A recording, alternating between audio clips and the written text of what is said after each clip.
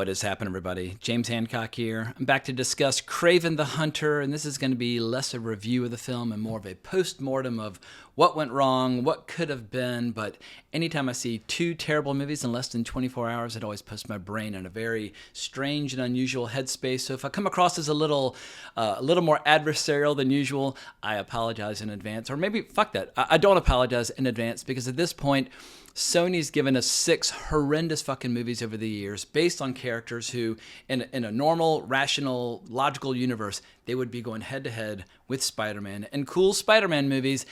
But Sony thought that they could do these spin-off standalone movies where none of these classic Spider-Man villains ever interact with Spider-Man himself. And we're talking about characters like Kraven, Chameleon, Rhino. They're all in this movie, all classic Spider-Man villains. Or, of course, Venom, huge icon from my teenage years.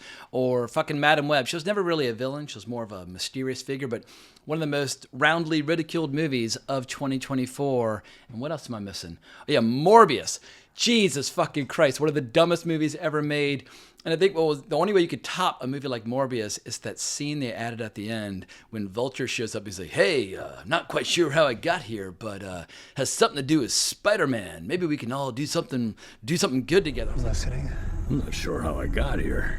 Has to do with Spider-Man, I think. I'm still figuring this place out, but I think a bunch of guys like us should team up. Could do some good. Intriguing. What? I mean, you're not even trying. Like, you are willfully and deliberately trying to destroy. I don't know if you should call it the superhero genre or the superhero category, but the superhero phenomenon that has been the goose that laid the golden egg, made more money for Hollywood than they could ever possibly dream of over the last 20 years. It's almost like they're actively trying to destroy it with these absolutely lousy, forgettable, just shitty fucking movies. But let me pause in my rant before I get too carried away and start banging my shoe on the desk. Let's head over to Forbes, where writer Mark Hughes has an article titled, Sony Reportedly Cancels Spider-Man Spin-Off Films After Multiple Flops. And I'm just going to read this article as a way of kind of calming down and getting some of the major points across, and then we'll go back to Kraven and dissect all the lovely, shitty details that make up that utterly just bland, generic movie. But Sony has decided to cancel plans for more Spider-Man spin-off movies in the studio's Sony Spider-Man universe, SSU, according to The Wrap, after multiple flops and the impending disappointment of yet another SSU chapter next weekend. Sony's Kraven the Hunter bows next weekend amid otherwise strong performances for theatrical business the past few weeks due to the record-breaking run of Disney's Moana 2 alongside the blockbuster grosses for Universal's Wicked. So the studio's struggling attempts to build a Spider-Man spin-off universe of films based on villains and supporting characters, but without Spider-Man himself, see their last effort in Kraven. But if Sony returns to it later, here are the best ways to save it. The approach worked mostly okay for the Venom trilogy. Let me just pause and disagree there. I hated those movies, but the first one did make piles of money, which is why we got all these other Spider-Man spin-off movies.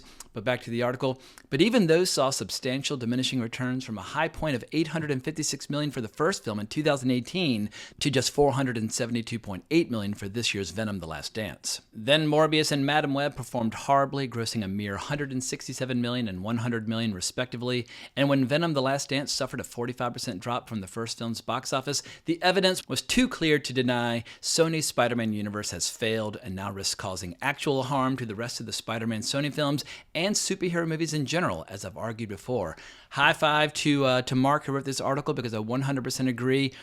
Anytime you have an industry that just floods the market with subpar content or disappointing movies or just outright terrible fucking movies, well then the whole world, the whole audience, the movie-going public will start to look at those kinds of movies and that kind of genre, that kind of category in a completely different light. And it's not a positive one. And I would love to believe that there's some dark room somewhere enshrouded in smoke where you have like 10 to 12 of the most powerful people in showbiz, whether those are actors or studio heads or, like shadowy financiers or powerful agents or whatever the case might be. But imagine if you had like the Avengers of the movie biz that are all basically kind of plotting and scheming where the industry should go in terms of at least the major studios.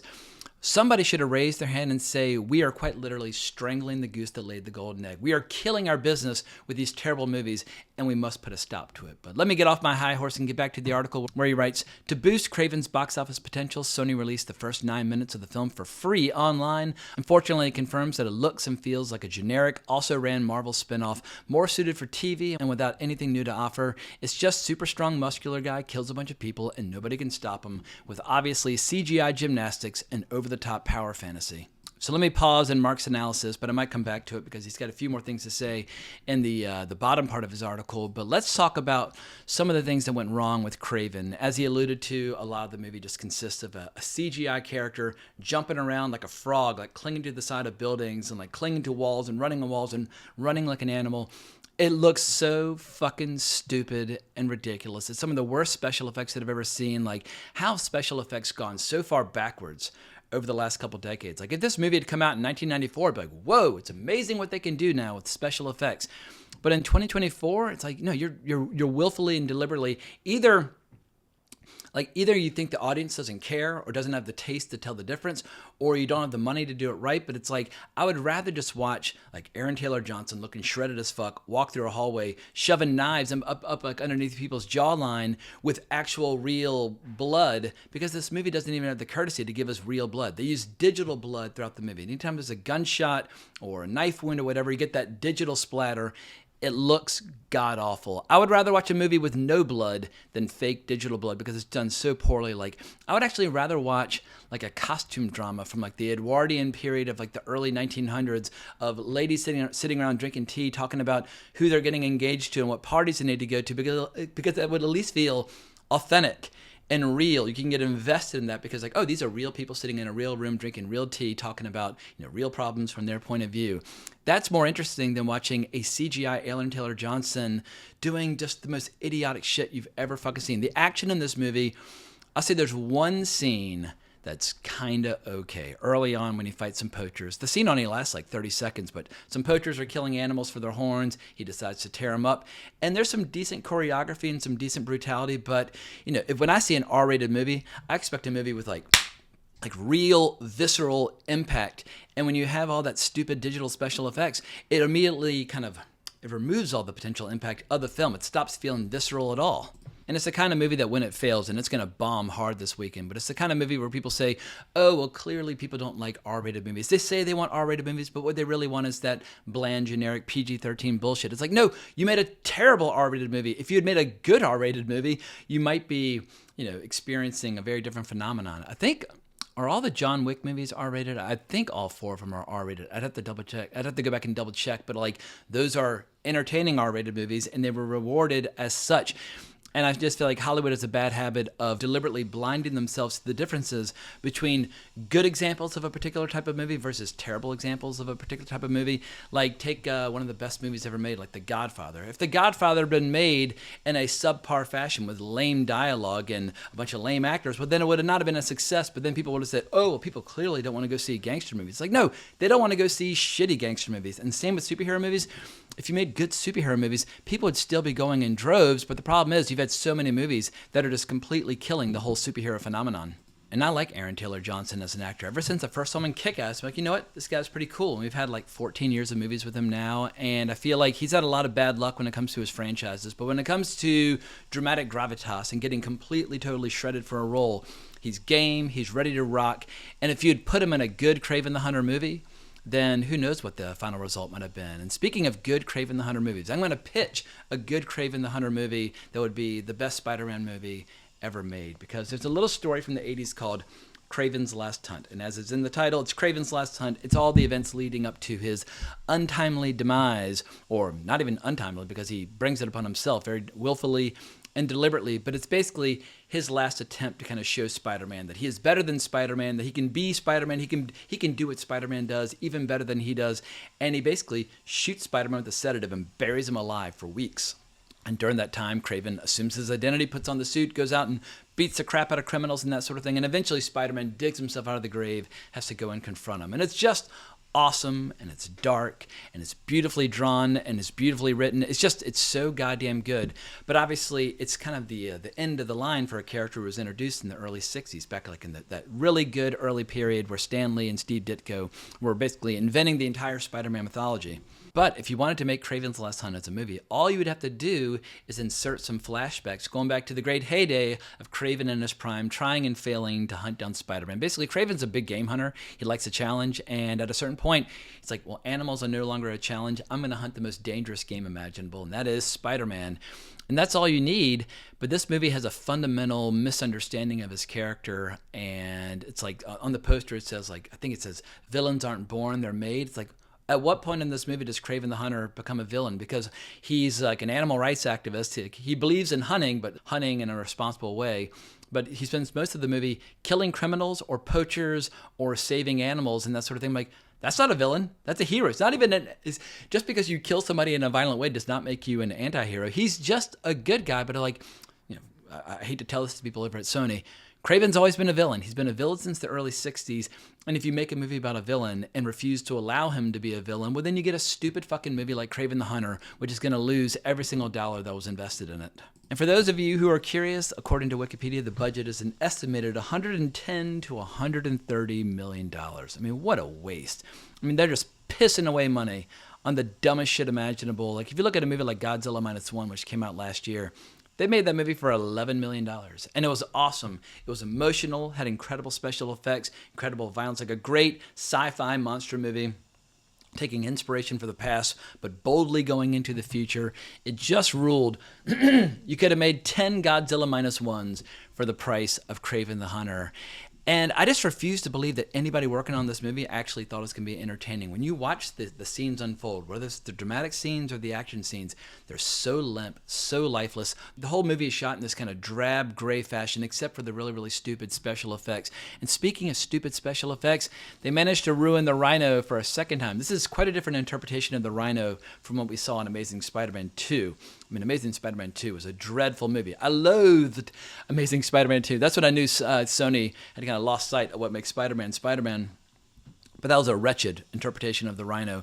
We have a completely new take on Rhino here, but he's just as bad, just as lame, just as stupid. Looks just as horrible on the screen. These are classic, iconic superhero characters that deserve to be in the best movies possible.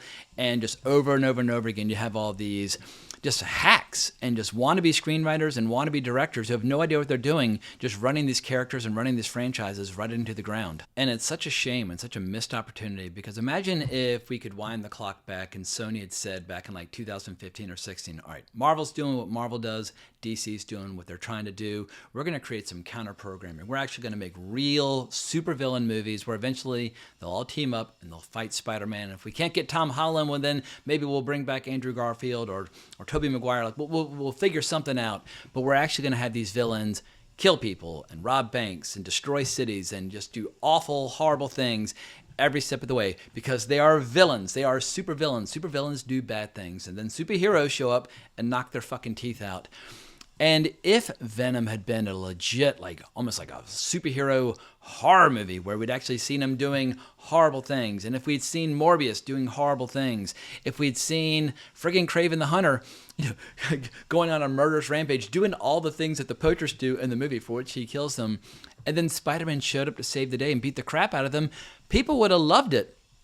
Once again, going back to a story like Kraven's Last Hunt, find the best Spider-Man stories ever written in the 60s, 70s, 80s, and 90s, when people actually still knew what the fuck they were doing when it came to writing and drawing comics. Like back in the day when comics would sell hundreds of thousands, if not millions of comics per month, the comics that people actually like to read and actually like to buy, go back to those stories. Like don't adapt any comic book story from the last 10 years at a time where the comic book industry has completely caved in upon itself and become like a non-entity. It's like a niche hobby for a lot of people, but it's no longer a thriving industry.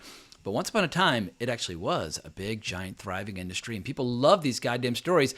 Adapt the best goddamn stories ever written. But let's head back over to Forbes and see what additional insights the experts have to offer, where Mark writes, it sounds a bit odd to say a studio has decided to focus their superhero franchise movies on the superhero, but here we are.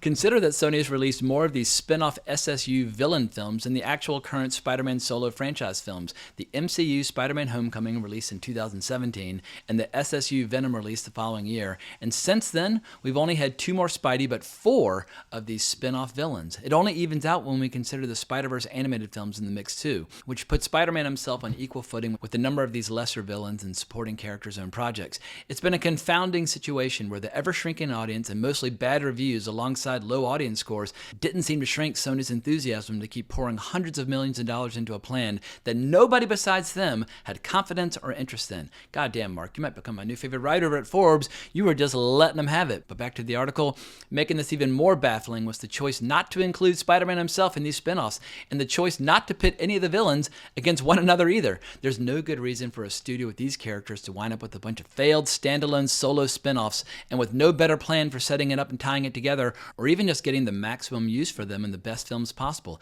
It wasted so much potential and resources, not to mention the harm it does to using these characters elsewhere, and the harm to superhero cinema overall when the genre's reputation takes hits. That seems harsh, but it's the simple truth. And when discussing the business side of these things, the unvarnished truth is important. But even apart from artistic taste, which differs of course, and plenty of folks, for example, do love the Venom films, the math alone should have led to a course correction long ago. It cost more than $600 million plus at least $300 million in marketing to make these 6 movies, but they only grossed $2.1 billion combined so far, of which $1.8 billion was from the Venom movies alone, and almost half of that from the first film. Let's generously assume Kraven can match Madame Web's $100 million, a generous proposition since there are signs Kraven will wind up the lowest grossing film of the SSU. Sony pocketed around 40% of the eventual $2.2 billion at best, or maybe $900 million. Now subtract the cost, roughly $900 million from Sony's share of ticket sales in the studio. What's left? Looks like red ink to me, and this is without accounting for anybody getting back-end points, but we know they did. While this is speculative about Kraven's eventual box office and doesn't include various aspects of production like tax credits, pre-sales,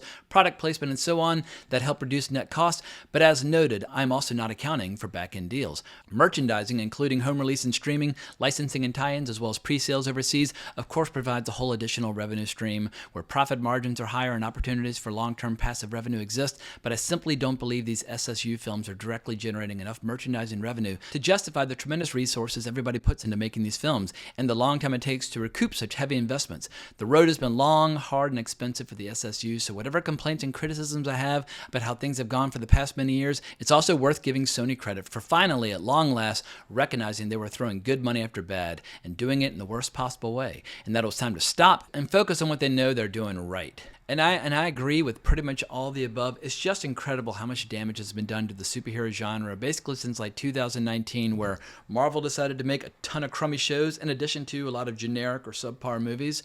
DC decided to completely self-destruct and reinvent itself after like 6 or 7 flops in a row. And it's just like, how did we get here? Because I can remember a time from like 2000, let's just say like 1998 was, or 99 was Blade, and then 2000 we had X-Men, and then 2001 or 2 we had Spider-Man, and basically from that point up through 2019 with Avengers Endgame, there were plenty of flops and terrible movies along the way, but in general, the best and brightest directors were at least willing to consider doing maybe one superhero movie just to get a hit like under their belt and then move on to greener pastures. Or you had directors like Christopher Nolan who were willing to do 3 before moving on and doing all their big vanity projects and that sort of thing.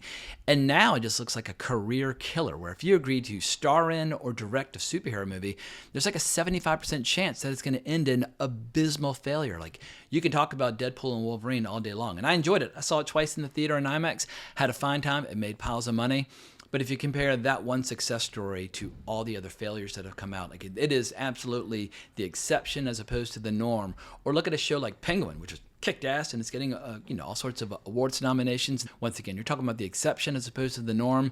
The norm is the great majority of crap that you find on Disney Plus. But just as a way of wrapping up this video, let me try and rank all 6 of the SSU movies because I hated them all, but they're not all equally terrible. Some are more terrible than others. Like, what is the best of the 6? Like, what's the one that I would be most inclined to rewatch? I really don't know. It's actually really hard. Maybe just because it was such a hit, maybe I'd be willing to watch Venom one more time just to see what was it about that movie that allowed it to enjoy such success. But that might be the only credit I'm willing to give to it. The worst of the 6, would it be Let There Be Carnage? Then I guess the rest are kind of in the middle. I mean, Madame Web, Yeah, I can't do it. We're talking about movies that are so dreadful and so unwatchable and so terrible that I can't even rank them in order. If somebody were to say you can take death or life on like a desert island where you have to watch those 6 movies on a loop all day, every day, I'd be like, give me the bullet, give me the chair. I cannot handle watching these movies ever again. But at least this nightmare era is drawing to a close, and Sony will have to look elsewhere for more IP to exploit.